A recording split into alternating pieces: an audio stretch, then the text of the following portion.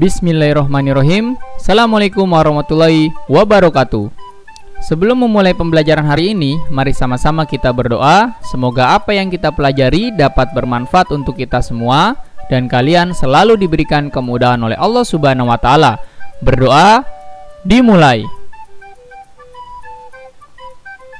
Mari kita mulai.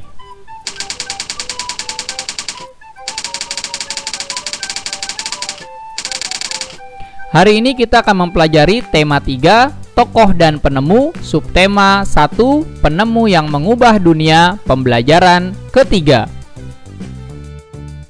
Yang pertama kita akan mempelajari muatan bahasa Indonesia tentang menjelaskan informasi berdasarkan struktur teks eksplanasi. Struktur teks eksplanasi terdiri atas pernyataan umum atau pembuka, deretan penjelas atau isi, dan juga penutup atau kesimpulan. Bagian pernyataan umum berisi informasi singkat tentang hal yang akan dibicarakan. Bagian penjelas biasanya berisi urutan uraian atau penjelasan tentang proses dari suatu peristiwa yang sedang terjadi.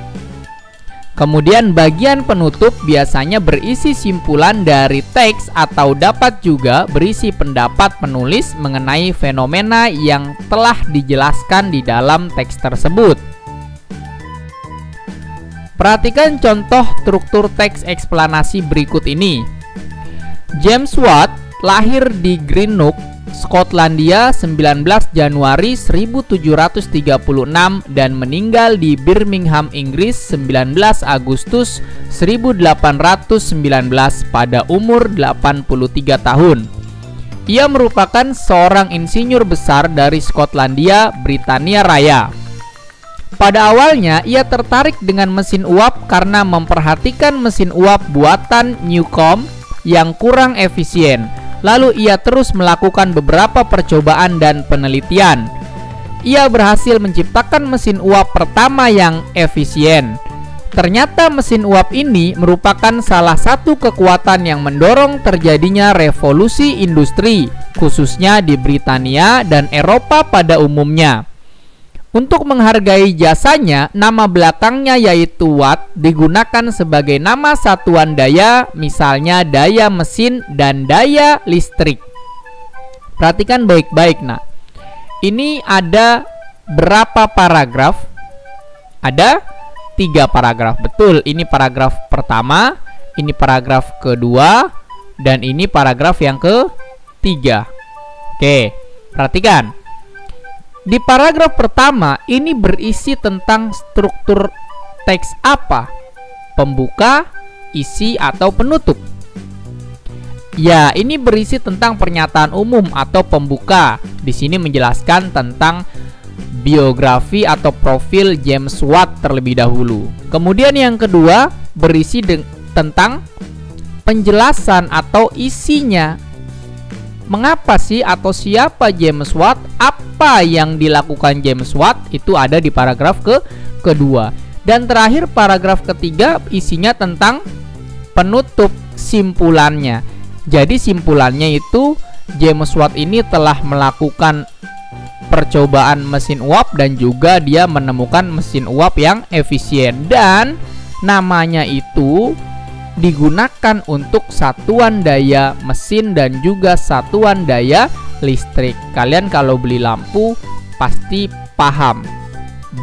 Beli yang berapa watt. Itu ya, namanya diambil dari James Watt. Ini dia pernyataan umum atau pembuka terdapat di paragraf pertama. Kemudian deretan penjelas dan isinya ada di paragraf kedua tuh, menjelaskan tentang sosok dari James Watt itu sendiri. Dan yang ketiga, paragrafnya berisi tentang simpulan atau penutupnya. Pahami betul-betul ya, nak. Berikutnya kita akan mempelajari muatan IPA tentang membuat rangkaian listrik seri. Rangkaian seri disusun secara berderet atau tidak bercabang. Jika salah satu lampu padam, maka lampu lainnya akan ikut padam karena arus listrik terputus. Perhatikan gambar rangkaian seri berikut ini. Perhatikan ini, nak. Ini ada 2 lampu. Ini lampu pertama, dan ini lampu yang kedua. Dan ini merupakan saklarnya. Ya. Ini adalah baterainya sumber energi dan ini merupakan kabel-kabelnya. Pahami nak? Ini hanya berderet saja, tidak ada cabang lain. Jadi ini posisi saya nyalakan, ini saya tekan, berarti saklarnya tertutup, artinya kabelnya tersambung. Kemudian lampu 1 menyala, lampu 2 juga menyala. Nah, ketika pada saat menyala ini, lampu 1 saya lepaskan dari rangkaian listrik, sehingga menyebabkan kabelnya ini terputus. Nah, apa yang terjadi pada lampu yang kedua? Apakah lampu kedua tetap menyala atau lampu kedua juga ikut padam? Ya, lampu kedua juga akan ikut padam. Kenapa sebabnya? Karena aliran listrik dari kutub positif sumber baterai ini tidak sampai ke, ya, ini dari positif tidak sampai lagi ke kutub negatif sumber arus listrik. Mengapa? Karena terputus di rangkaian listrik nomor 1. Di sini kabelnya tadi terputus karena saya lepaskan. Jadi lampu 2 pun ikut mati. Padahal kenapa saklarnya tetap menyala, Pak? Iya, saklarnya tetap menyala. Cuman kalau dalam rangkaian listrik ada salah satu kabel terputus yang menyebabkan gangguan pada rangkaian listrik lainnya, maka alat lainnya seperti lampu ini akan juga ikut padam. Ya. Bedanya apa dengan rangkaian listrik paralel? Nanti kita akan bahas di pembelajaran berikutnya.